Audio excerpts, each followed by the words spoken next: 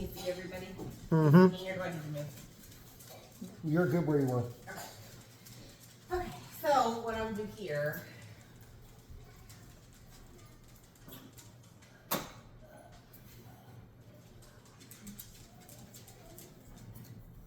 Oh yes, please feel free to take a pen. This is your copy of stuff. You can write on it, do whatever you need to do. Totally fine, you get to keep it. You don't get to keep it. My copy of it too.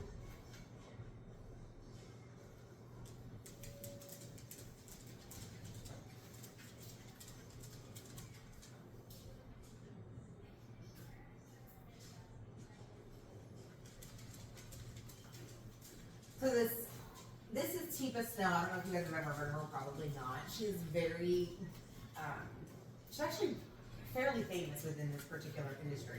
But there's not a lot of supportive research on her studies. And I think that's just because she just dives in and she goes down. But she specializes in Alzheimer's and dementia training.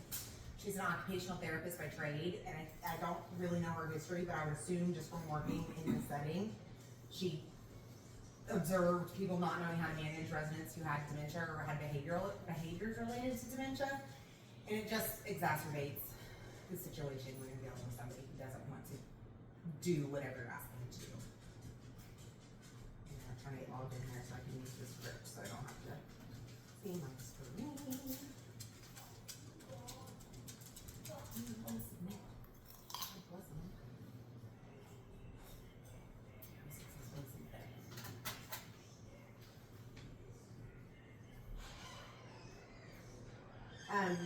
But anyway, Tipa Snow lives in North Carolina. She has a larger team. Her method is called the positive approach to care. It's all about relationship development and how you can utilize your own body and your body language and your words to help make situations better versus just kind of yanking on people and saying, "Come on, we're going to take a shower." Because a person who's 65 years old and has frontotemporal lobe dementia, grabbing them by the arm is very aggressive, and they can have trauma responses. Correct, exactly. So most of her stuff, like I've been to 2 or 3 conferences of hers, and most of them are actually in person in North Carolina. So she will go to other communities and do private trainings too. So she will do a lot of training with people who just have a parent or a loved one with dementia and they're living at home, and she can teach those individuals too. But obviously for what my goal is more in the residential communal living setting. But she has a lot of resources as well. But for residential settings, if you get a certain number of people trained and have, like there's many steps in this, but if you get a certain number of people trained on how to do the appropriate care, you get certain metrics and awards and stuff, and she'll come visit your community and help do live training in person with the residents, and it's actually really kind of cool. So it's very interactive, this particular course. I'm gonna ask you guys questions, ask you to interact with each other, and then there's a lot of video content as well. So you'll get to actually see Tipa Snow, how she interacts, and she's really animated. She kind of cusses a little bit, which I like. And she's funny, so it's helped to engage the learner. I think it's back to my school like this well. I'm learning. Positive approach to care. It's cool though. I mean, it is cool. And it's interesting because like I deal with dementia every day. And I have for the last 10 years. But I don't know how often you guys get to experience somebody who has dementia. Every day for the past 10 years as well. With your medical coding. I think And she's her talking husband.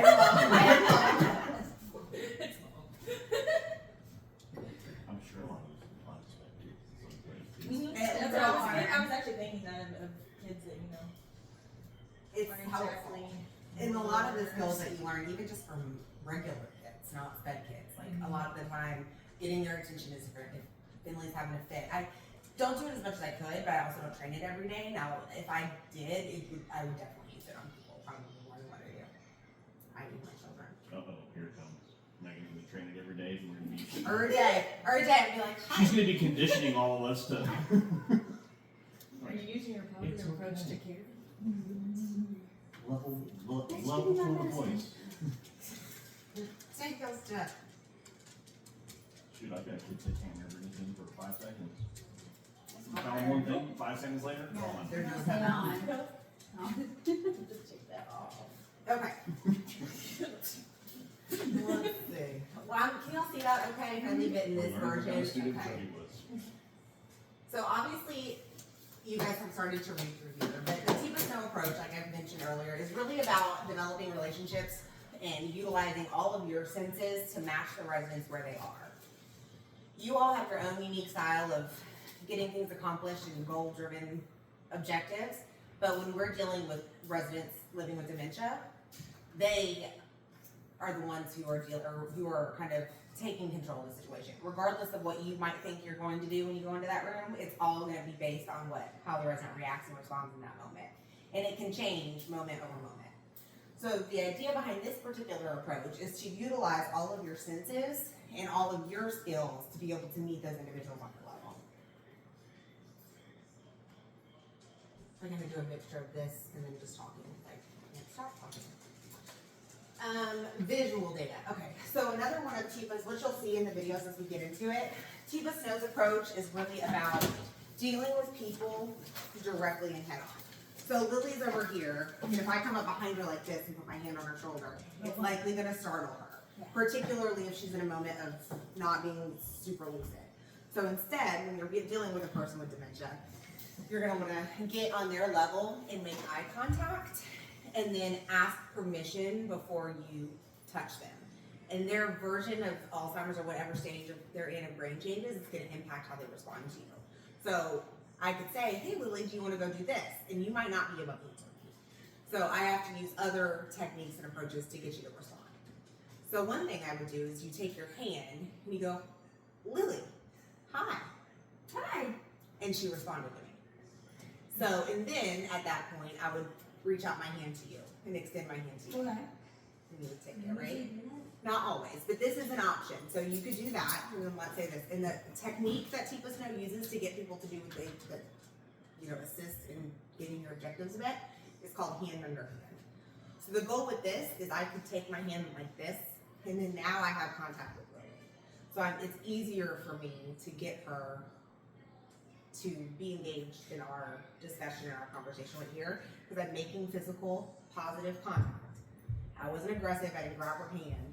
I extended my hand to her, and she accepted it. So it's not me grabbing onto her shoulder or grabbing her by her arm or doing anything like that to make her meet me where I'm at. And it was from visual cues. It was for me getting on her level, making sure she saw my hand, and she reached for my hand. So utilizing your visual senses is huge when dealing with residents with dementia.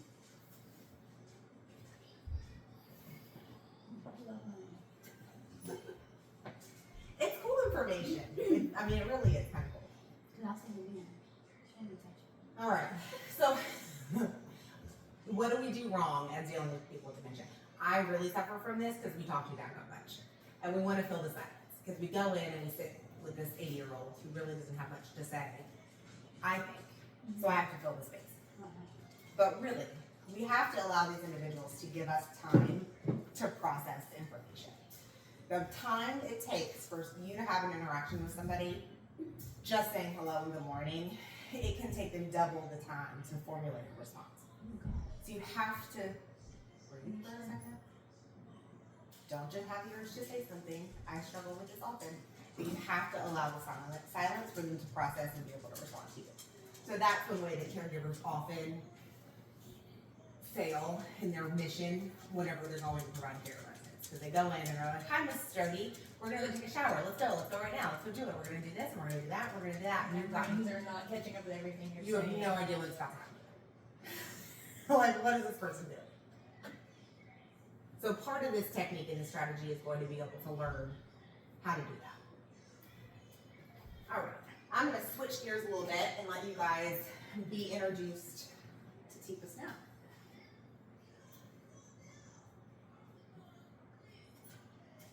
And this particular video is going to go over the what is normal aging versus what is not normal aging. So far I've kind of talked to you about how we deal with residents with dementia. But like what Lily said earlier, she doesn't really know what the early stages of dementia looks like, and how to differentiate dementia to Alzheimer's to frontal temporal lobe dementia, which is what Bruce Willis had. I don't know if you guys have heard that story. And also somebody else recently famous was just diagnosed with it too, like a couple weeks ago. I know what you're talking about. I know, not Christina Applegate, she's got MS, but it was somebody else in about that age range was just diagnosed. It was like I, right? That was a female. I could be wrong. But nonetheless, there are many different types of dementia. And as you age, you will have normal brain changes that just happen. And it doesn't mean you've done anything wrong. It doesn't mean that you've got dementia. So this first video is going to kind of go through and it's going to show Teepa interacting with her audience on what is normal aging versus what's not normal. Is it environmental? Some, not really for dementia, but other factors like memory loss could be from environmental factors like smoking, drinking, that type of stuff. Pollution, all that impacts your cognition. Meditation. Absolutely. And you'll see who, as we go through the PowerPoint, if we get there, there are other disease processes that might mimic dementia or brain-related changes that are not. Depression has got huge things that overlap with dementia. So this is an interesting little video. And again, it is Teepa's notes, so you'll get to kind of see what I'm talking about her quirkiness, but I really enjoy her, and she's super alive. I've seen her live a couple times too. You'll notice my husband ran off. We had to do one of these videos. Too much laughing. What we're going to talk about now is the difference between normal aging and not normal aging. Now understand I did not say dementia, I just said normal aging, not normal aging, because one of our big misconceptions in this country is that if it's not normal aging, it's going to be dementia. And that's not true. So we've got to get that one off the table. So what I'm going to do very quickly is give you two quick little role plays that are going to take you through normal versus not normal. So I'll do normal first. I'm in the living room, and I've been watching a TV program, and the program finishes, and I decide, you know what? I'm thirsty. I think I'm gonna go make a pot of coffee. And I head toward the kitchen to make coffee. But before I get all the way to the kitchen, it's telephone. And so I answer the telephone. Hello? Oh, that's sweetheart. How you been? Well, yes, of course I know who it is. It's, right on the tip of my tongue. It starts with B. Betty, of course it's Betty. Sorry. Recognized your voice right away, just didn't think your name. Yeah, sing your moment.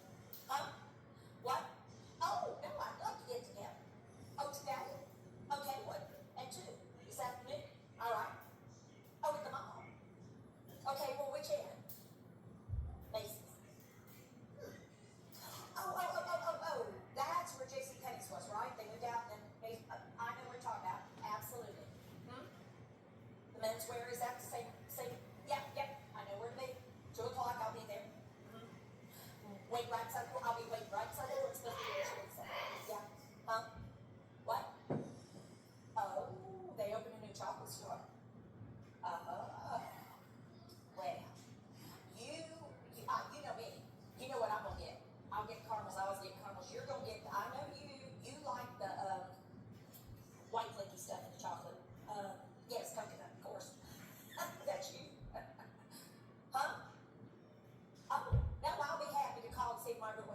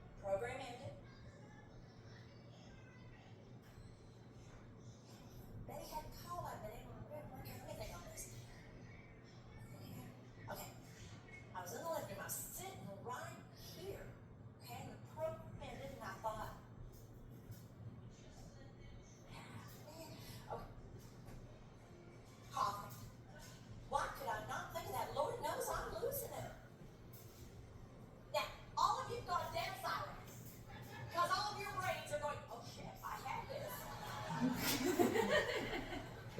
single one of your brains is going, oh my god, and your brain is going, that can't be dementia. I don't think that's dementia. That's just normal. Is that normal? I think that's normal. Your brain is talking to itself. One side is going, I think no, she didn't say that was dementia. I think she said that was just not normal. I think it was okay. That happens every single time. The room gets dead silent because if you just think old people are worried about this crap, no, we're all concerned. Because you're going, I think I've done that. I did that just yesterday. What you totally forgot, because in that moment your brain was going, because I said that was normal. I was going to do normal first. So here's what I think I better do. Do this. Roll your shoulders. I think we better do it one more time. You need to let it go. Breathe out all the way because you guys are going.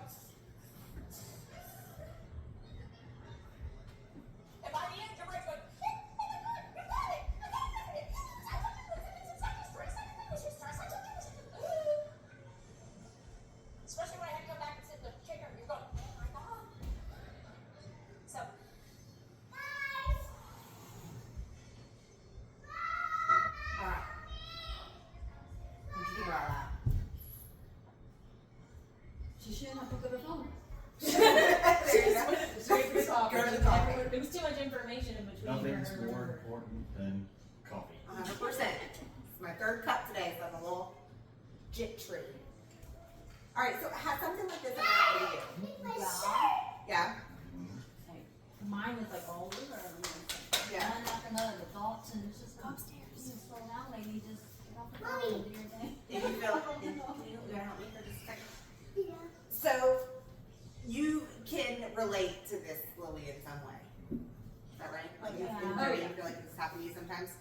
Getting derailed a little bit? All the time. Have you noticed anybody else in your life doing these things? Mom does the same thing. My parents, for Yeah. sure. You're Just good. talking to them, they're like, what were you saying? What were you talking about? And they wouldn't be categorized as somebody who's got dementia. Yeah. That makes sense. No. Sean, what about you? Yeah. So I does think Lily? it happened to me more than my dad. Yeah. I mean, it certainly does, and it's interesting because you don't think that. Like, all through the videos, oh, she can't remember who called her, what her name was.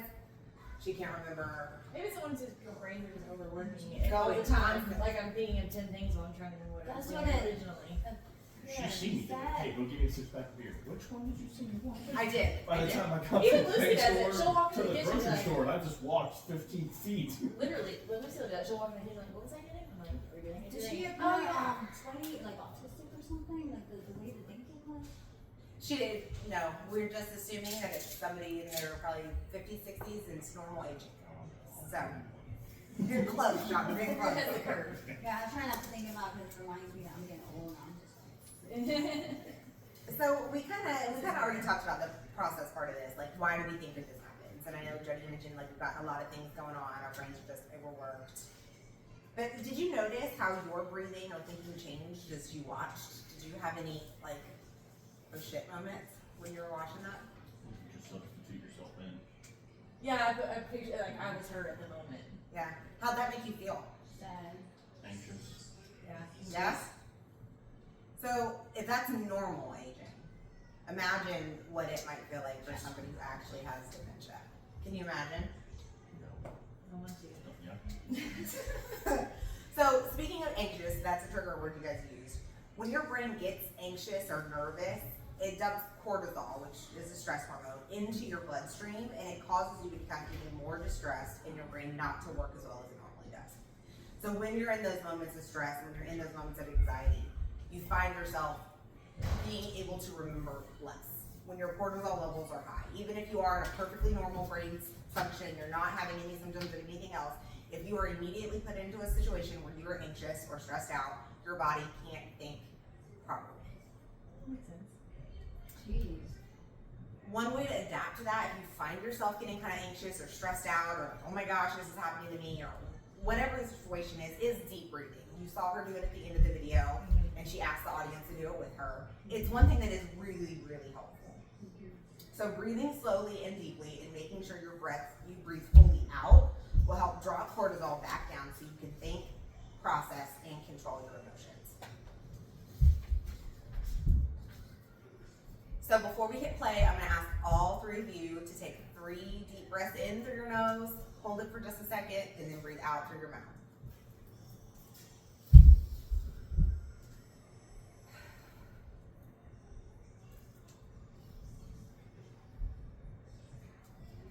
I like to fully inflate my lungs, it helps.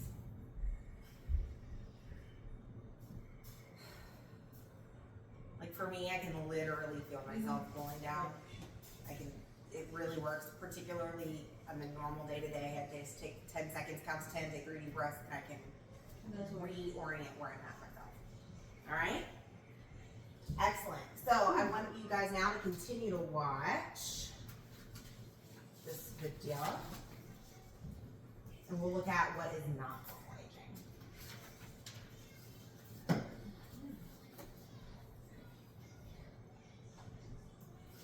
Okay, so here we go. Hand up. Human beings have 5 ways to take things from, do this, out there and get them in their brain. 5 ways to take data from the world around you and put it into your supercomputer. She is very interactive, so she might ask you to do this or do that. Feel free to do that because it helps with the Number 1 learning way, experience. notice how it's separated from all the others. It's special. Do this, be an artist. Visual data. Visual data is the most powerful incoming data. It is what human beings prefer, and it is what they want first in any I think I kind of talked about that slide already on the second see page. something first. It allows them to see it, and then they can start to think about what they want to do next. But what you see is the most powerful sensory input that you're going to get in your brain. But here's the interesting thing about vision. Show me what you see. Point to what you see, Rick. Here's what I'm going to tell you. Put your hand back here. This is where you process in your brain what you see. So brain activity in the occipital area, the back of your brain, is where you process visual input. There's a little bit of distance there, isn't there? What connects the input system to the processing system is wiring. And in dementia, all wiring goes on the fritz and then dies. Just so you know. So there's a lot of wiring here. It's complicated wiring. It's actually fairly complicated. But how many eyes do you have? 2.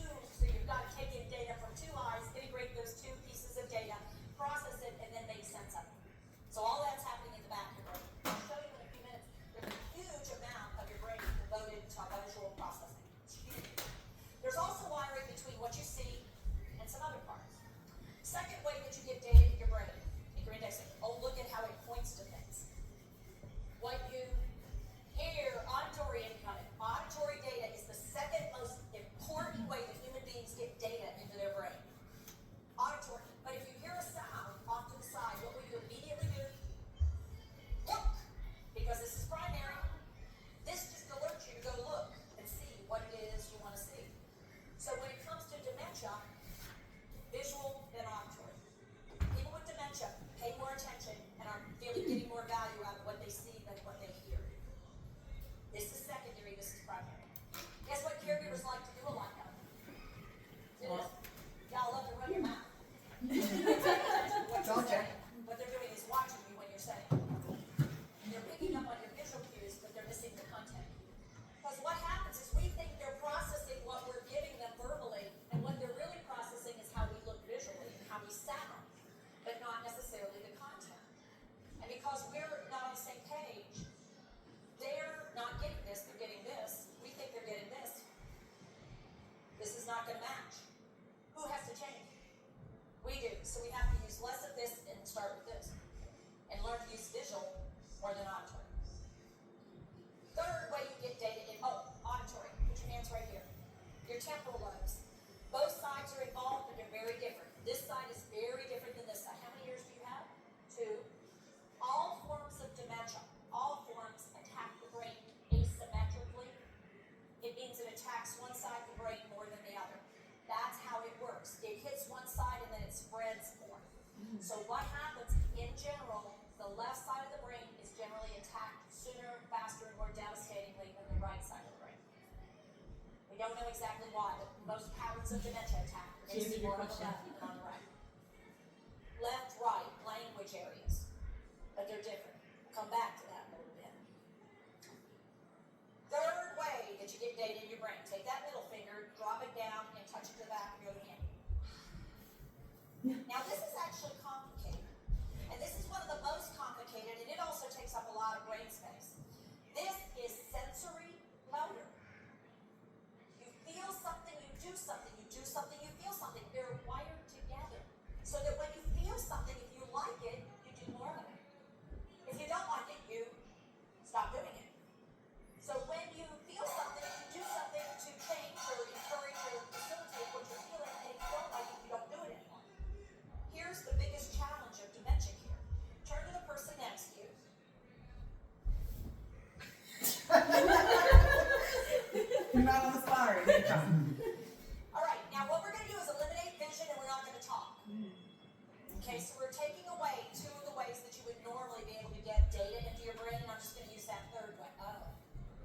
Go ahead and do that so you get the feel of what it feels like when you're doing this. So you can already tell where I'm going with this. This is not a good one to start with because most people are not on the idea of starting an interaction like this. And I do this particularly so you'll start to get the idea. No touching until you've done a visual, verbal, and only then are you allowed to do the touch. You got to make sure they come together. So here's what we're going to do. You close your eyes. People are going to put your hands behind your back because I want you to feel incredibly vulnerable. This disease does, it robs your skills, so you suddenly are pretty vulnerable. And you thought you were confident, huh? Okay, so caregivers, here's what you're going to do. You watch me and do to them what I do to my person. Alright. Okay, y'all should have your eyes closed. There should be no peeking. Notice how many of you opened them up to see what I was up to. Yeah, they're sneaky like that. Okay, you ready? We're going to use these. Okay, you ready? Oh, he's got a hat on now. Lily? Now, participate. And now, one more. Oh, I'm not touching Sean's leg. Yeah. Lily will. Oh, let me pause it. Didn't like that. You didn't like that? The worst person. That's actually just the perfect It person. was the perfect, but the worst. Oh, man. It's a seat. Yeah. Because you're anticipating, like, the anxiety of not knowing what we were about to do was probably worse than what we actually did. So, Just for y'all. so how did that make you guys feel? Watching her interact and what she was kind of explaining about the differences between left and right brain and Strangely, a lot of the things that she's talking about are things that they teach teachers. I was gonna say it Yeah, relates to of course. kids so much. Like you Okay. can tell the way the kids react when you yell at them versus when you speak to them calmly, getting on their level, looking them in the eye, treating them like I've Human. told- you would want to be I've treated. intentionally told very exciting stories in a very monotonous voice to see if they would pick up what the story was over the time when they don't. yeah, All they hear is that you're being boring. yeah, and they Tone of respond. voice Mhm. affects, you know, how everybody Just responds. the nonverbal cues and like the visual thing that they were talking about is so very true. Absolutely. In like infants, even more so. Like if you snap by an infant's head, it's first you see their head like pivot, even just instinctually The it startle. just moves. How did you feel, Sean, being the Not good at all. victim? No. No. But I also don't like to not know what's going on in my surroundings too. Well, it's so like dementia. I mean, like someone with dementia doesn't know what's going on. They don't know what you're doing, what you're trying to get them to do. Oh, man. And you're perfectly capable. I mean, you don't have any cognitive impairments that we're willing to admit here on camera. Is there an age range for when it smells bad? Not really. So yes and no. Typically, normal aging processes that don't happen until much later in life. But there are certain forms of dementia that affect people earlier in life. I've mentioned frontal temporal lobe dementia a couple times, but that impacts you very What young, would be considered early? like 40s. Yeah. Sometimes certain dementias can happen as young as 40s, which is significant, very young. Mhm. And those particular ones are very dangerous because you have a person in their 40s who looks and is able and perfectly It's not functional. a 9-year-old frail woman. It's someone. So you don't expect some of the behaviors that come from that person. You know, But they can't control Well, anything. they're physically more dominant at that point still. Absolutely. they can move, they can drive, they can express to you whatever they want to express to you for the most part. They can run, absolutely. Absolutely. So, why do you think that it felt, we've kind of already talked about this, but what other reasons do you think that it felt the way that it did? Why did it make you feel kind of vulnerable and exposed? I mean, the only thing that was my saving grace was Jody spoke before she did anything or laughed or giggled. So at least I knew that there was something Something coming. coming or that they were doing something on there that was going to make me uncomfortable beyond just like touching me on the shoulder. Yeah. Yeah. Like, So it helped having the oh yeah. audio Because if it would help. have just been dead silent and all of a sudden it came, I'd jumped out of my skin probably. For sure, for sure. And again, you're a perfectly normal, brain. With not a strong startle response. So, and I know I would have jumped, especially with them getting that close to my ear. Ear. Oh yeah. Yeah. that would've been- So, do you think it's true that we often do to rather than doing with to get a task accomplished? You know what I mean by when I Yeah. say that? Do rather than with. And you can look at that with Like I your say, like kids, working with the person towards the goal, you're kind of doing it on their behalf. or directing them to do it versus us doing it together. I can relate this a lot to the kids, like especially Finley. It's hard because she's 2.5, but it's the same concept. If I say, Finley, let's go take a shower, let's go take a bath, and she doesn't want to do that. She's gonna fight me versus, hey, do you want to go take a bath? Do you want to use bubbles? Do you want to use this? Do you want to do that? She's gonna be a little bit more willing to come with me, and that's gonna make all the experience so much better. Yeah. So versus me just taking her to the shower and doing it for her, I'm engaging her in that discussion. It's almost like making it their own. Absolutely. Absolutely. That's more so. Figuring out ways to get them to go along with what you already want them to do. Because we have, as caregivers, we have an agenda, especially They this have to day. bathe, they have to eat, they have to do all the things. Otherwise, I'm gonna have, somebody calling me and being like, they didn't give mom a shower for 3 days. You know what I'm I talking know what you're talking about. And it happens. It happens. But it's also, to a certain extent, some of the training that the staff and caregivers have to actually make those goals get accomplished. Because they're like, okay, I've got to do this person, and then I gotta do this person, and then I got to go fold all these towels before so-and-so gets here. So they are on a task-oriented list. Do you think the amount of turnover within Perhaps. communities and homes like that makes it hard to Absolutely. accomplish training like this? Absolutely. Because you get someone trained and then they're like, I can't. Gone. Yeah. Really? Well, because my grandma was at home and I know the turnover right there. It's Yeah. astronomical. It's ridiculous. It's hard. I mean, just like working with kids, working with the elderly is hard. And because it's not even the elderly necessarily, debate. it's Or the their families. people, yeah. It's their Yes. families. Well, I don't have to pay them. I don't have to potentially choose. For kids, for Yeah, yeah, well, I mean, they don't even get paid enough to do what I they know. do. they just don't. Within the actual community, they don't. And trainings like this help because it makes me feel something, and so this is very like empathetic and compassionate training, and you're getting to see and observe, and these questions prompt us to have a little bit more thoughts behind what we're seeing, and you have to do that with caregivers. Otherwise, they're not going to have the know-how. They're just going to say, this person is being Not gonna difficult and they're benefit. fighting with me and they Yeah, don't want to do it. it's just their job. It's just like, we're gonna go take a bath, so you might as well get up and do it. Yeah. Absolutely. I've got a baby whether you like it or not. We got to get it done. Yep. And we got to get it done. So, I'm trying to he's over there quietly. I would've We're done not that gonna, we're not I gonna pull would him have. into it. I would have gone the same direction. What? That way. When you printed that Oh. stuff. I would have gone that way because there's no traffic. Alright, so this one, we're gonna go for another 4 minutes on the video, and then, we'll do another pause and have some involvement. How many of you found at some point who were being touched, your eyes flew open? I'm How many of you realize you had a really hard time not going, oh, wait a minute, hang on there. Now, what I want you to do right now is touch yourself where we just touched you. Whoa. Go ahead and touch yourself where we made the touches. It's just pause here. Oh, sorry. There was just a pause or we just do? No. Well, I think we're just doing that. So, Okay. partner up and practice. We did not go. Did I pause early last time, perhaps? I don't think so. No, okay. No, It says it's only pause here. 20 seconds. We answered those questions in Oh, okay. our other discussions. That's why I got confused. Okay, so now this one's gonna be a little bit longer. You guys were good participants the first time, so we didn't have to do it How twice. many of you feel that that feels different than when we touched you? Yeah, because if you are doing it yourself, you're actually sending and receiving, and it's a closed circuit. However, when we do to you, it's an open circuit, and for your brain, we eliminated the knowledge of where and when the touch was going to occur, and so your brain was going, oh, oh, oh, oh, No, I can't oh, do oh, oh, oh, Yeah. oh. It was a hyper alerting, and let me tell you something that we don't think about touch. Light moving touch.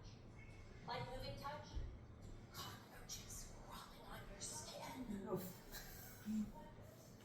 Clothes rubbing across. Someone sneaking up on you. Light moving touch is an alerting, arousing touch. It's the hyper alert kind of thing. Danger, danger, Will Robinson. Because it says something's coming and you don't know what it is. And so what happens when we put our hands on people, even lightly, so you touch them like this and wake up, sweetheart. Because it came out of nowhere. So what I'm going to do is have you try something a little different. Everybody in there seeing that? And we'll really work on this skill this afternoon, but I want Not to one of test them. drive the model, see if it makes a difference. She's just doing an audience of Okay? people at a conference. I want you to shake So hands with me civilians, first. some are Now, caregivers, some are tell not. me for a second, what's the most common contact we have contact, right? So shake hands, and notice the next thing you're gonna wanna do is leg up. Up. Well, that's been a problem. Because I wanna stay connected, because I wanna keep the touch, so that you'll know what I'm gonna do. But the problem is, when I lose skill and keep strength, and I like the pressure, go ahead and do it. Ow! Mom, let go! Let go! What are you doing? Okay? Or, if they feel like I'm trying to hold on to them, it makes them want to get away from me. Okay? So what we're going to do is, as soon as you shake, where did I tell you found comfort? So what we're going to do, and I don't want to trap your fingers. I want to leave your fingers free. I want my fingers free, but I want to be connected to you. So what I'm going to do is slide like this. Do this. Open your fingers up, both of you. Open your fingers up. Make them go like this. You should feel like you've created a bird. You're connected, but you're free to move. Close it down. They can hold on to you. They can use strength, they might use skill. It's comforting because you got pressure down there at the palm. And here's the really cool part. Hold on to them with your strength fingers, and you still can use your skill fingers. How cool is that? And you turn it so you're underneath, which gives the sense of, I'm here to support you and help you, not to try and keep you from doing things. Okay?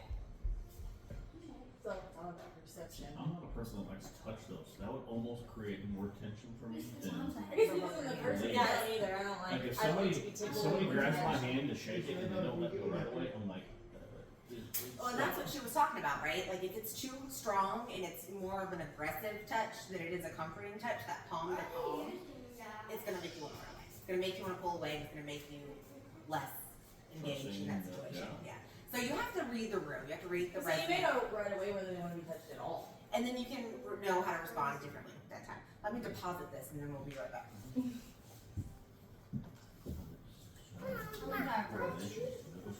Oh, just yeah.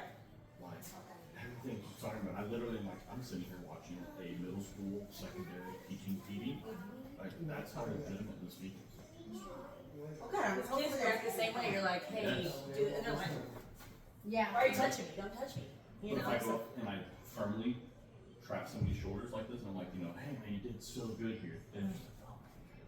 But yeah, that soft That gate, yeah. I don't know if you did that. I was just like, Yeah, but I mean, obviously still reading the room, like I know who would appreciate it and who Yeah. wouldn't, but at the same time, like even those kids that wouldn't mind me physically putting touch on them, if I gently went up and like brushed their shoulder, they would feel like, yeah.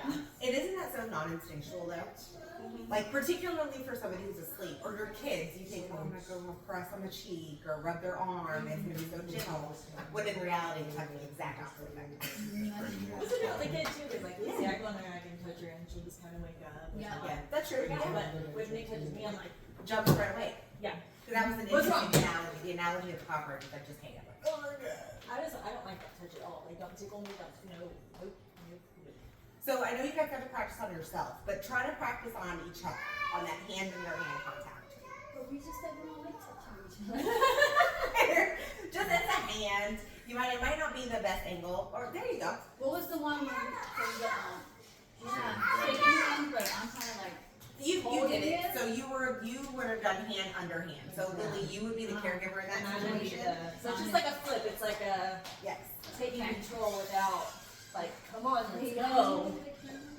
Sounds like it's that. Yes. Yeah. So now I'm Lily, leading you. So And now, then what was the whole concept of being able to have your skill finger still? What is the intention of that, or what yeah, is that's the what she purpose? said. So you Like can I use heard what it. she said, Yeah. but like, why would you want to be able to do that while you're controlling somebody or that is true. guiding? Helping. Yeah. so like you mentioned with your grandfather earlier, he got to the point where he couldn't even drink, where he would only drink milkshakes. There's a time frame in that where he's not gonna wanna eat, and he's gonna tell everybody he doesn't wanna eat. Right. So you're just gonna put his head down. Here, I'll do it with Lily since she's got a chair available. Lily, can I put your head down just like this, and you're not gonna wanna eat? Yep. So, actually, let me restart. So I'm gonna get myself in hand under hand with Lily, and my skill fingers are available. And let's say we're eating, and she's not wanting to eat. I can pick up my fork with my skill fingers, or my spoon, and I can help her eat. like, as a guide But versus she trying feels to like come she's at her eating with herself. a utensil of some Exactly. sort. So I can still manage a task with my hands with her help. Same with getting dressed or buttoning her shirt or something like that. I can take my hands and still use my skill fingers, but she is also doing the movement. So I'm promoting independence in that way too. Because even with somebody with dementia, it's hugely important that we allow them the opportunity to do for themselves as much as they can. Right. Because it helps them feel engaged in their life. And it probably keeps a little bit of strength in what's the, And it gives them quality. you know. It gives them quality. But I don't feel like also, they're depending on yeah. for every single thing. and it's one less me doing to you. Mhm. It's doing with you. It's let's feed you together. And this, my hand is light. She's still got a hold of my hand. Our palms are touching, which releases oxytocin, which is the reverse of the stress hormone. It's going to make you feel connection and feel happy. But I can get a tighter grip if I need to. Yeah. Good question. Strange if somebody does like contact, you will Megan the contact sheet. Held the hand. Because Yeah. palm to palm, you get a lot of oxytocin from that. That's why hand holding when you're in a cute little relationship is so nice. It You was, feel it felt, connected to that it was person. comfortable. Mhm. I'm like, okay. Awesome, Sean. Do you want to try with Jody? Didn't hand under hand? No. Good. No. She was okay. Or really Okay. Soft hands. She does have soft hands. I probably made him sweaty though. Sean's like, I'm so No. Your hand touches beard. He's touched out. Oh yeah, that's true. That's true. All right. Oh, one thing that we didn't do for this that it did prompt us to. When you have that person hand in her hand, let's say Lily looked away from me, one way to get her attention rather than grabbing her hand or moving her face is to kind of pump her hand a little bit. And that pressure on the palm and on the hand will help her to remember to look back at me. And she's gonna want to see where that sensation's coming from. I need you to create. They're gonna be like, They're like, What's it's that touching doing? me. weird.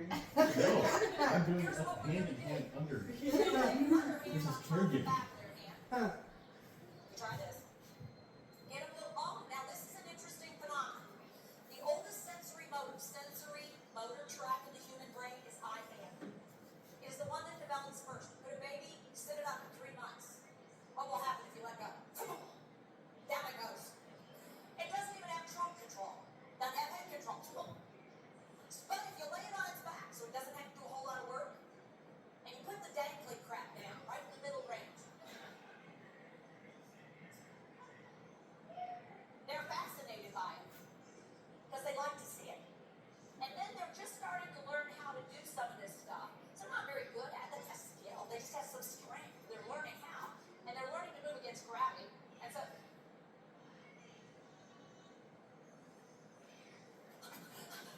and you can watch it when they get it. It's like, look what I did.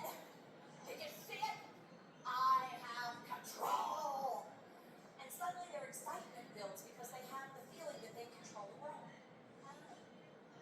So what we're going to do, that's the oldest, most primitive sensory motor system in the brain. It's the one that is going to prevail the longest through the end of this disease.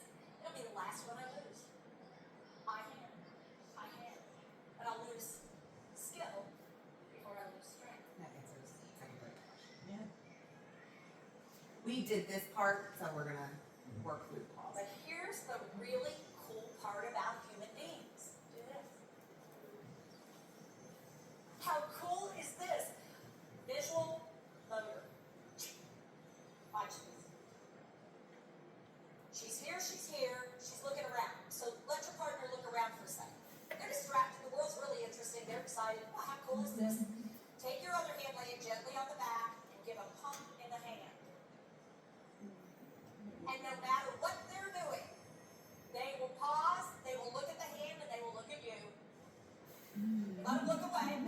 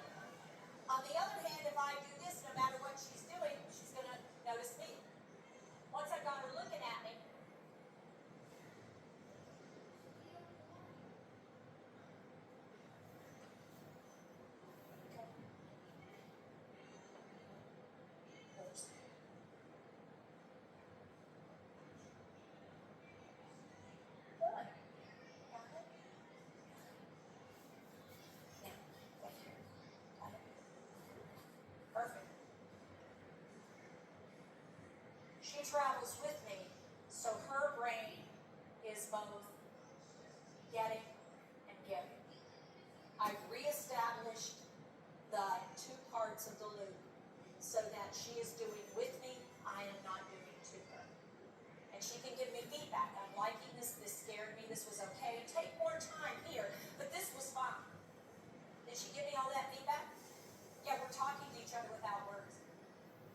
Because what I'm doing is using what she has left to help me communicate with her with the way that she can get the communication, as opposed to overwhelming her system with data. Okay? So with your partner, I want you to give that a try. Feel the difference between touching with versus touching someone. You guys can do that. Lily and Jody are probably gonna have to be the partners because Sean's an active non-participant at the moment. You want me to go over there? Hey, I participate, I close my eyes. I know, but practice. I'll go over there. See how it feels. See how it feels to actually do hand in hand with somebody and help them accomplish a task. So you can kind of be to the side of her, which might be a little bit more effective, like what Tifa was doing in the video. And if you want to help her wash her face, how would you So do what we do that? like this? Yeah. Would I physically do it, or would I direct You her? would help direct her hand because she might not have But the if, but ability. if she's holding me, how does she also hold whatever she's doing? I'm not, I'm holding you, you're gonna do it. So like You can do I it. would Yep. do that. Yep, you could do that. It's a whole motion. Versus just coming at her with something. Exactly. Lily, how did that feel for you? Did you feel the difference? Like if Jody was helping you do it versus coming over and touching your face like this? Oh yeah, there's a difference. It's my hand. the Your whole brain has a motion, chance to like, It's moving. Actually do it. yeah, versus. Like, I'm thinking about all this stuff in reference to my grandfather, because I can imagine, I know the man he was and how much of an opposition he would have been to all the things, but he was out home for like 5-6 years.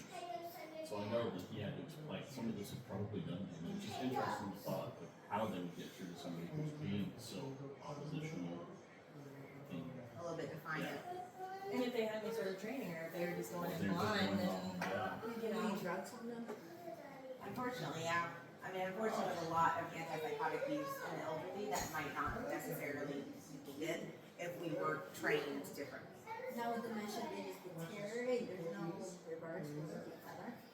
Not usually. There's some drugs on the market that can help slow the progression, but there's no cure or treatment. a lot to think about.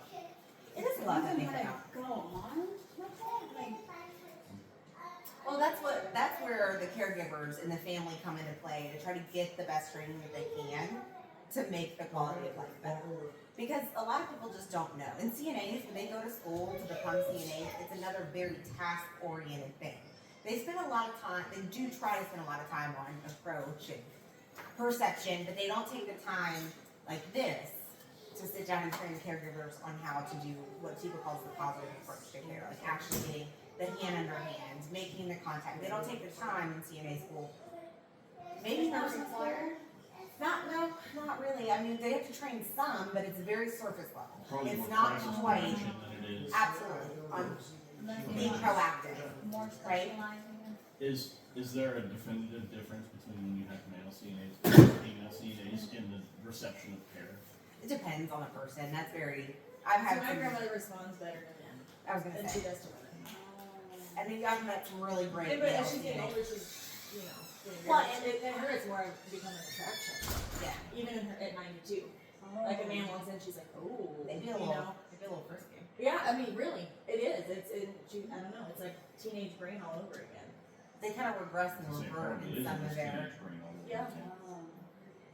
So it's weird, like she doesn't homeschool the women. So is dementia the same in Alzheimer's in the sense that they regress in age just as much as they regress in functionality? Behaviors similar. Similar. You guys still doing okay? Okay. Awesome. I'm gonna make sure I didn't miss any prompts. Okay, so Lily, we kind of talked about how you felt with somebody touching you versus being just touched. Can you put down the TikTok, please? Just for 5 seconds. No, I'm just I kidding. don't have TikTok. Big kids at school. Oh, goodness. Okay, So, have you ever noticed eye contact drawing hand contact or hand contact causing eye contact before in your own experiences? Okay, so I get what they're trying to ask. So, when you've been holding hand with somebody else, have you been able to direct their attention just by using your touch with your child or with your spouse or anything like that? Yeah, so you can I guess like understand. it's like that. You're like, Yeah. and you're like, go on. Yeah. You know. Even if it is Maybe a little not bit in more a, I aggressive. say not in usually in a more caring way, but it sounds like Yeah, like a This made me like- wonder if I could use some of these elements on Ellie when she's being so repressive. for sure, for sure. So it's interesting that you can apply this stuff to other situations. Yeah. And if you really take the time to think about it, like obviously, like I can communicate with Spencer if we're holding hands, like I want you to let go or not. And I don't Yeah. really have to speak to him that way. It's just the way that I move my hand or he moves his hand. You know? You can So- be affectionate, less affectionate. Mhm. And so you really can communicate non-verbally, which is kind of what she talked about when she was doing that care to that person. She was using, because this is a little different because Lily doesn't have dementia. Yeah. So it's hard for her, but if she was somebody and she was liking a face wash, you could feel her arm probably stay there when you're doing the hand under hand contact. So you would know as the caregiver, okay, let me stay here. But for if a she was second. Or like, the face isn't pulling pointing. away. Jerking away. or- She's communicating other ways, not Mhm. verbally. And that's all Are just they able to make like the same facial expressions? Like, can you tell? for the most part. Yeah. Unless you get to the more advanced. That's what I was wondering. Yeah, but- Tipa Stone's also got this thing that she calls gemstones, which I can't remember if it's in this or not. Yeah, where it kind of talks briefly about some different stages of dementia and what you're able to do cognitively and some of your changes that you might see from facial expressions or body movements and stuff like that. And as the disease progresses, you get into what she calls other types of gemstones, and some of the things are not quite as able. So for somebody who's at, I think, a pearl state is what it is, you're very closed off. You're not really having much expressions. You might see more small winces than actual big facial triggers. So they're Are not. they all, what are they gonna tell you no at that point? either? Sometimes not. Sometimes not. Sometimes it's nonverbal communication at totally. And you Or eyes that? closed They're and really eyes trying to closed. show. You really have can. experienced all that? Yeah.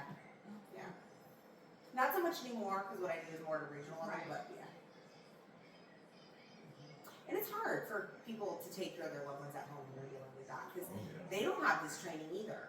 So they're doing the best that they can, and they're also experiencing how mom's never been before. And like Jody said with her grandma, she's reverting back to flirting with the CNAs and flirting with Nick when he walks through the door. Yeah. You don't expect mom to do that. You don't expect mom to have the hots for your husband all of a sudden. Like Yeah. that's not supposed to be normal. So then you have your own set of emotions Mhm. that come into this. Like, why are you behaving this way? Why can't I I'm make not you taking do it this? personally. Yeah, and yeah. So it's challenging both in a nursing home or a long-term care or assisted living setting, just as it would be at home. So her training is nice because it's kind of, you can apply it Mhm. to whatever you're doing. All right. We do with the autistic kids, the OT, Mm-hmm. the home touching and Yep. sensory. Absolutely. And she is an OT, which is probably why she got this a little bit better. And OT is just an occupational therapist, yes. Huh? Yeah. It might be helpful for her. All right. So you're starting to get a sense of this. That kind of assistance has a term, and the term I've given that kind of assistance is hand under hand. It denotes the position of my hand. My hand is under yours. My hand is there to support yours. You're the boss. I'm here to help. I'm here to guide. I'm here to assist. I'm not here to take over and try to do things to you. I want to do things with you. Because I know if I can get your brain to understand what I'm doing, you're going to cooperate. You can give me feedback even when you can't speak it. You can give me feedback that doesn't result in me getting hit. We can figure out ways to share information because I'm paying attention to what you're able to do. So I'm going to show you where this data is processed in your brain. It's huge. Do this. The entire top surface of your brain is devoted to sensory motor. Sensation and movement, and they are, do this, hardwired together. What you feel drives what you do. What you do drives what you feel. Back and forth, back and forth, back and forth.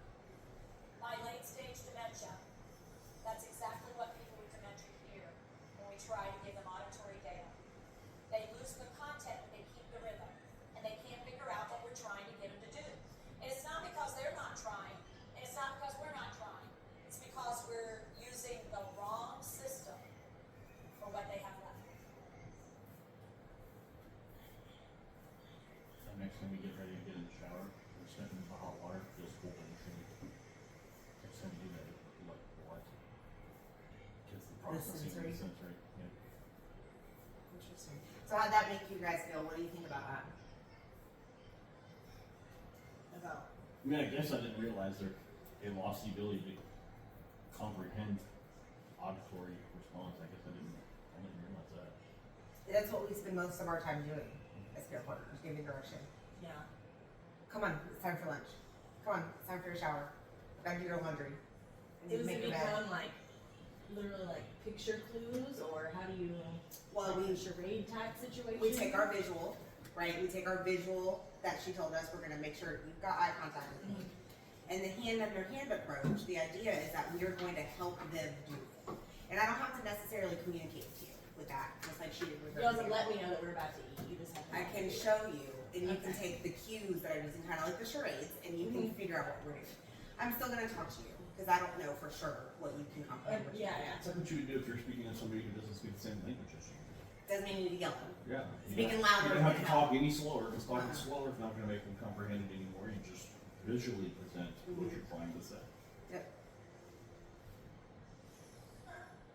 So if you know, Sean, you may or may not say this to your grandfather, but have you noticed with people in later stage that they have trouble understanding what you want them to do?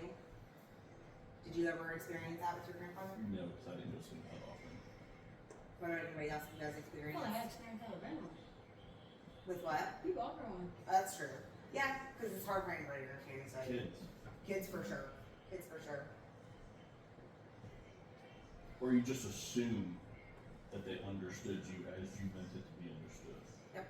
And then you get And then you get extraordinarily frustrated when they don't respond. Because when they you don't expect the acknowledge it. action. Yeah. Yeah, so like. Not even the acknowledgement, like if, just even with like, so like my grandfather, for example, like if I said, I need you to, I know your hip hurts, but it's not gonna get any better unless you stand up and move around. In his brain, all I'm telling him is you want me to get hurt.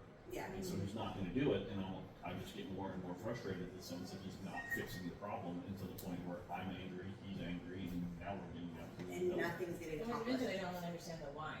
Why do you want me to do that? Why do you want me to get it? 'Cause I'm I don't want to get it involved. I don't want to go play bingo. I don't want to go. I don't want to. I enjoy what's on TV right now, I want to sit right here because this is comfortable for me. and I have control. And I have control. Exactly. You And can it- just let them sit there? Not usually. Because then I run the risk. So clinically, then you run the risk of bed sores, them soiling themselves and not Something being wrong able with to each eat and not eating, blood clots. I mean, there's a lot of it. So yes, we, And as it's like caregivers, regress more quickly too, being isolated. and having done to you. Mhm. That's why it's so important to hand under hand to maintain what independence we can allow, because you will. If you get something done for you, you're gonna lose that skill. Even as me, like I don't like to do anything anymore because I got married and I did not get married to live that way. I cannot mow my own yard. That's a skill I would have loved because it's done for me. I mean, I know for a Jokingly. fact that they regress. I mean, I shouldn't say I know for a fact. My grandfather was in a home before COVID, and then when COVID hit, and it isolated him to only being with the people in the building, and even then, they were very limited contact. He went from being somewhat lucid to, I mean, advanced stage dementia just over those couple of 3 years. It's a great example because that happened all over the country. It was a horrible time for our industry, and I hope we never have to repeat it. We had to cut off visitation from families. We were doing window visits. Your granny wasn't in during COVID, I don't think. I think she went in right after. Right It's after still we like the lived in. lingering, yeah. Because we They had, didn't eat in the cafeteria We anymore. They couldn't brought do all the food to anything. them. that means So that's no no interaction within socialization. the- Yeah. All the CNAs and anybody who came in the room Full had to be beard. masked, and so like, if they were new and they didn't know who they were, then they had on top of that, all they could see was their eyes. So take that what we kind of learned. So We're not able to feel this. And you really aren't And supposed you're to, only and you're not thinking- touching, because you don't wanna be Yeah. contacted. So imagine that. No wonder that was so common in my So particular rapid field. decline. It was huge and it was so quick. So that's why the states went from one extreme to a couple years later the total opposite, because we saw so many declines in people who were otherwise fairly healthy and independent. Just the emotional side of isolation alone Sure, a lot of them really went had into a toll. depression, which then just made the symptoms look even worse, or Absolutely. did make the symptoms worse. Well, and it's kind of morbid, but we need that interaction, and you see it a lot. That's why communal living isn't such a bad place. People have this idea of it being a nursing home, and you're just throwing mom in this place. place. It really can be good because if they're doing Just it leaving them well, all alone. At Going to home, see her every once in a completely while. by in her own themselves. room. Yeah. at least they have others, What's like- peers, my who are grandfather was within on their his own. same. He wasn't going to find other social aspects. His social interaction was at the casino, which just meant he exchanged that for a really bad habit. Well, exactly, and I mean, not everybody's like that, because then we can look at Judy, who we all know, who's 86 That years was old. what I was thinking of. And she doesn't need that, but she is very independent. Then maybe She's go got get her her combinations. cognition. Yes, but she's also going to be the type where I think she would happily go into that environment if the social activities Yeah. are right, because it has. But she's a very different person too, so you have to look at the people that you're dealing with and see what's going to work for them, what's going to work for others. But that's why I believe in what I do for a living, because people need social engagement, and they're not going to get that being at home, living in the recliner when, like you said, they come visit after work once or twice a week, or somebody comes and brings them groceries. It's just not a way to get that social interaction, which we need as human beings. I'll get down off that pedestal real quick, and we can watch the next set of clips. So the other two, what you smell and what you taste, those are your five senses. Those are the ways you get data into your brain. So what are they? What you see, what you hear, what you feel and do, what you smell, and what you taste. These three are your skill manipulators. These two are strong and primitive. But people with dementia are just in the opposite way, like children when it comes to sensory data. Children develop which of these first? Curiosity or safety? Which do they get first? Curiosity. Curiosity. Who's in charge of safety? What else? Not them. They get curious about safety. They're curious about everything. They want to investigate everything. They want to check it out. They have absolutely no safety awareness. Fortunately for everybody, they're pretty well padded. They have pretty quick reflexes. They don't have necks. Their heads sit right on top of their shoulders. They have long torso. They've got lots of padding. Bone insulation and padding. And their bones are not rough. They're pretty dense. They matter. When you get dementia, your brain fries in the opposite way it's developing. It dies. It fries. It's not working in the opposite way. So what are they going to keep? Curiosity. What are they going to lose? Safety awareness. Here's a heads up. Is that mustache? I resent when you try to be my mother because I've lived a rich full life. I am not 3 years old. I am not 18 months old. You don't treat me like that. Get 3 years old. And yet my skill set requires that you figure out how to create an environment that's safe for me. But it still has to have this or I won't stay there. If it's too much, I get overwhelmed. And it's not safe. And I don't have what they have. I don't have padding. My bones are fragile. My fat pads have all gone to my trunk. I don't have it in my experience. And I'm losing skills. And I'm losing the opposite way I've done. That's the reality. All right, so what are the five senses? Visual. Auditory. Touch. Feel and do. Taste. Yes. Do not touch anything.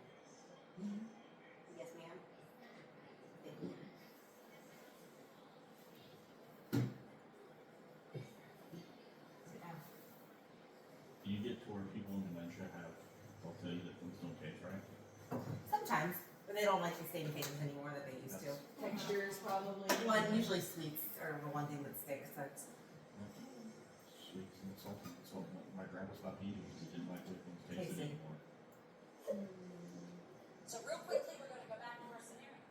Because what I want you to realize, human beings, when they decide to go do something, what happens is I was sitting here and I got called to my appetite. I'm thirsty. Core. Well, now the core of my brain is in the center part of my brain. Do this. This is the limbic system. This is that thrive to survive. This is the part that says I'm hungry, I'm thirsty, I've got to pee, I've got to poop. And now it's time. You guys are getting close to that.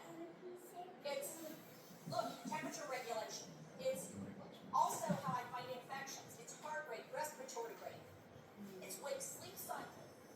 All that's in the core of my brain, in the limbic system. And then part of that limbic system, put your index fingers out, is my amygdala. Your amygdala is the survival thing, your impulse zone. Yeah. Fight, flight, fight. Part of the limbic that's special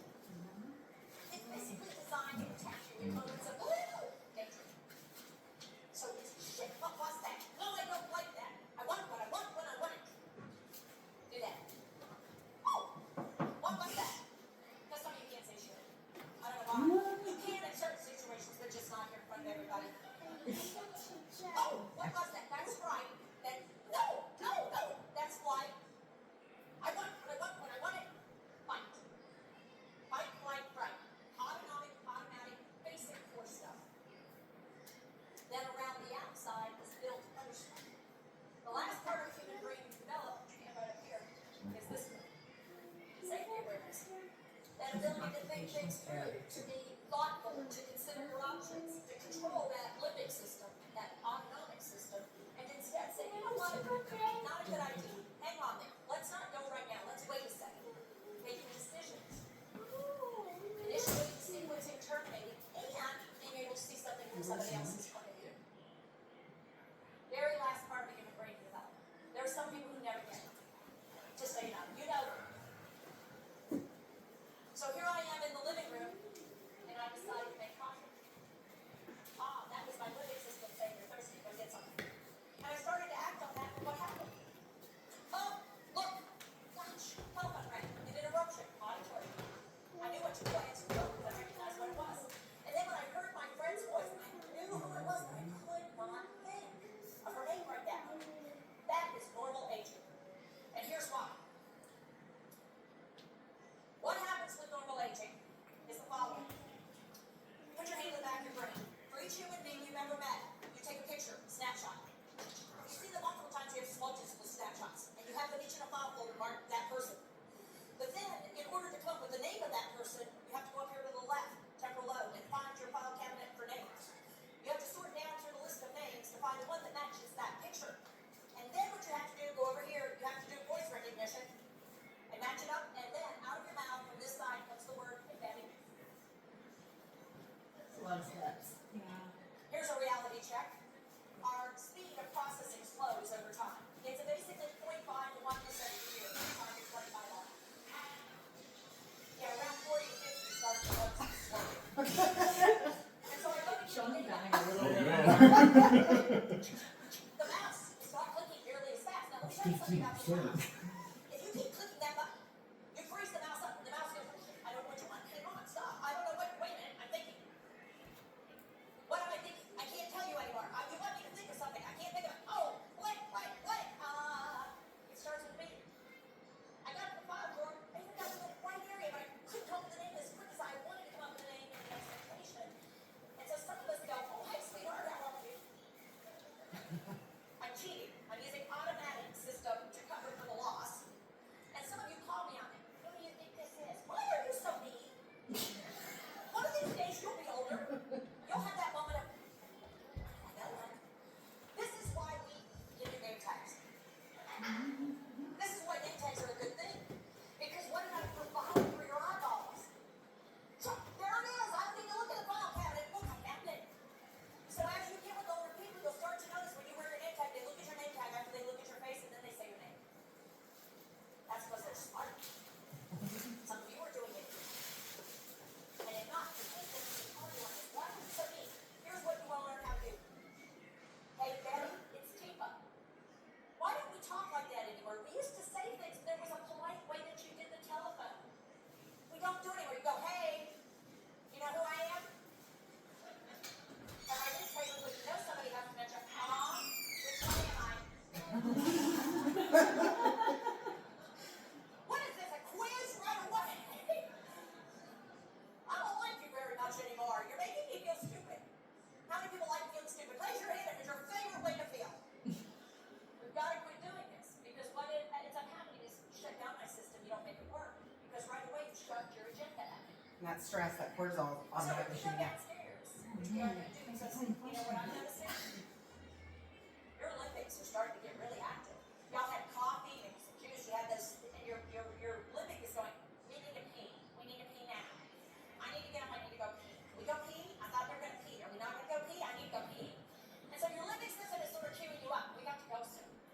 And it better not be long. And getting out of these chairs, we better be careful. Because also I will tell you, some of you have to cue the system up. And here's the first thing. Tell me what you do first thing in the morning when you want to go to the bathroom. You want to know what you do? Hold the pee.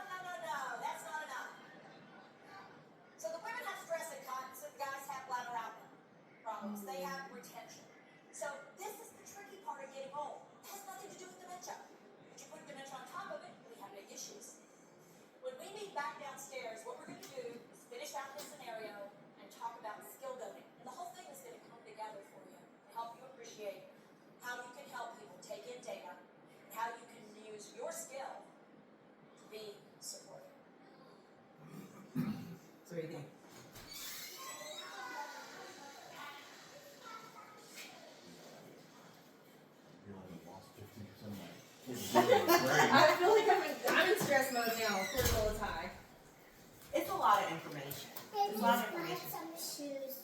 Let's buy some shoes. Look at the handle. I don't know where it's from. It's a lot, and it's a lot for these little people. Just the peeing example is perfect because it's hard for me sometimes. Because I'm like, oh my god, I gotta pee right now, and I can't think of anything else other than going to the bathroom and getting to pee. And God forbid I held it for a long time because then I'm like doing it again. Wait till these people. But like you said, when you have dementia on top of that, and you can't focus on the person in front of you who's supposed to be helping you, that whole experience is worse than going to the bathroom. Do they recognize that they need to go to the bathroom?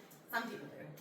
Some people do. Some people don't. That's very individual. And it also depends on the stage of dementia where you're at. Some people The remember they have to diapers are pee. probably common and. Well, do you know what happens quite often, actually? And I just had this thought. It's trash cans. God almighty. They think the trash can is the toilet. Because they know the pee has to go somewhere. They remember that it has to go somewhere. And they can't pee on themselves. Is that a morsel menu? It's both. It's both. I know. So that we see quite a bit. That's pretty Brittany encouraging. actually just had a UTI. She's been in that rehab facility for the last 3 weeks. Oh, gosh. Just I from mean, UTI. where she got UTI and her dementia, it was, Oh. she declined so much. Like she was talking out of her head, doesn't know who anybody is. The first sign of a She can't UTI walk. in the elderly Like, is literally she can't confusion, walk. and it's amazing how much. And that's a more now that the dementia part's not normal, but the inability to have the cognition when you have UTI, that's fairly normal in the But they elderly. said that, yeah, it's more exaggerated with people with dementia. And it does happen. Literally, she went from like up and walking, taking care of herself to now, like she literally can't get out of How bed. long was the transition time? I mean, she had, it was a couple days until they found out she had the UTI, and then she hasn't been able to walk since. So have you ever had an interaction with a child where they started to do something unsafe because they were curious? I think everybody here. I mean, I'm Have you Ellie's been dad. to Friday night dinner? The question there. So how do you handle it? How do you handle it when you have a child who's about to do something unsafe? What's your I've first never in a reaction? calm, never in a calm manner. Usually- Usually that's tough. usually. Usually, like running straight to them and being very hands-on. Unless I can really catch myself and say, oh my god. Then yes. Pause, yeah. But like when the kid gets hurt, your first reaction is, oh my god. Are you okay? Freak Well, it was out. like yesterday. Sadie and Ellie had a pair of scissors. Sadie thought she was fixing it by grabbing said pair of scissors. And then Cassie went to, here are my girls. Everybody has to take a Sadie breath. let go of the scissors. Yeah. Ellie, You know, just if she was like, hey, let me have those. Right. Versus like, Yeah. you know, grab it. It's the same thing. 4 kids in practice has taught me don't run after kids with the flowers in their mouth because their reaction is to run. So you have to kind Or of when be they're holding calm. scissors, or when they're doing Take a breath, be calm for a minute. But that you're exactly right. Your fight or flight kicks in, and you're like, oh my god, I have to save this child. Oh my god, I have to save this situation.